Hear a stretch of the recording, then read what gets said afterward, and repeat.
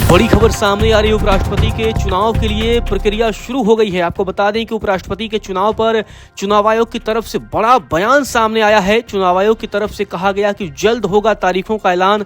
आपको बता दें कि जगदीप धनखड़ ने दिया है उपराष्ट्रपति पद से इस्तीफा। सोमवार को धनखड़ ने अचानक इस्तीफा दे दिया, जिसके बाद से अब देश में नए उपराष्ट्रपति को लेकर चुनाव की प्रक्रिया की शुरुआत होगी और चुनाव आयोग इसकी तैयारियों में जुट गया है। आपको बता दें कि चुनाव आयोग की तरफ से एक नोटिफिकेशन जारी किया गया है, जिसमें उपराष्ट्रपति के चुनाव को लेकर के जानकारी दी गई है।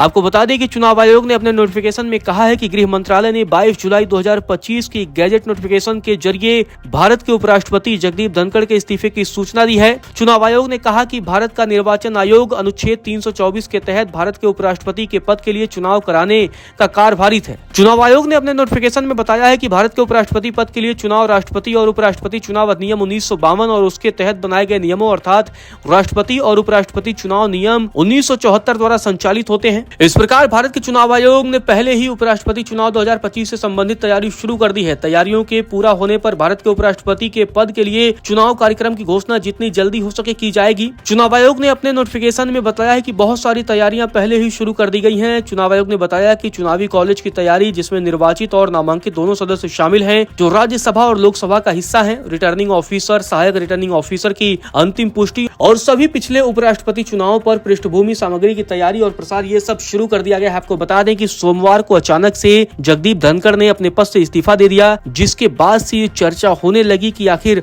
अगला उपराष्ट्रपति कौन बनेगा। इसी बीच चुनाव आयोग तैयारियों में जुट गया है। चुनाव आयोग अब अगले उपराष्ट्रपति के चुनाव के लिए तैयारियों में जुट चुका है। आपको बता दें कि प्रधानमंत्री नरेंद्र मोदी जैसे ही भारत आएंगे, क्योंकि आज से उनका 4 दिवसीय 2 देशों की विदेश यात्रा भी शुरू हो रही है और विदेश यात्रा से लौटते ही माना जा रहा है कि नए उपराष्ट्रपति चुनाव को लेकर प्रक्रिया की शुरुआत हो सकती है। आपको बता दें कि उपराष्ट्रपति के नाम पर कई लोगों के चेहरे जो है वो चर्चा में आ गए हैं। इसी बीच बड़ा जो सबसे नाम आया है वो बिहार के राज्यपाल आरिफ मोहम्मद खान का नाम भी चर्चा के केंद्र में आया है।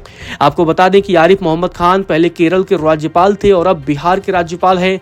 इसके अलावा जेडीयू नेता और राज्यसभा के उपसभापति यानी डिप्टी चेयरमैन हरिवंश का नाम भी उपराष्ट्रपति की रेस में सबसे आगे चल रहा है। तो बड़ी खबर है कि उनका भी नाम रेस में है, लेकिन अब देखना दिलचस्प होगा किसके नाम पर मुहर लगेगा। लेकिन धनखड़ के इस्तीफे के बाद बहुत तरह के जो सवाल उठ रहे थे कि अगला उपराष्ट्रपति कौन बनेगा और उसका चुनाव कब होगा, तो इस पर अब चुनाव आयोग की तरफ से साफ कर दिया गया है कि तैयारियां शुरू हो चुकी हैं और जल्द ही इस पूरे चुनाव प्रक्रिया की शुरुआत हो जाएगी। तारीखों का ऐलान हो जाएगा और तारीखों के ऐलान के बाद से ही वोटिंग की प्रक्रिया की भी शुरुआत कर दी जाएगी। तो बड़ी खबर यही है, चुनाव की तैयारियों में जुट चुका है। आपको बता दें कि चुनाव आयोग की तरफ से कहा गया है कि जल्द ही तारीखों का ऐलान किया जाएगा। जगदीप धनखड़ ने आपको बता दें कि अपने पद से इस्तीफा दिया है और अब चुनाव आयोग उपराष्ट्रपति पद के चुनाव की तैयारियों में जुट चुका है।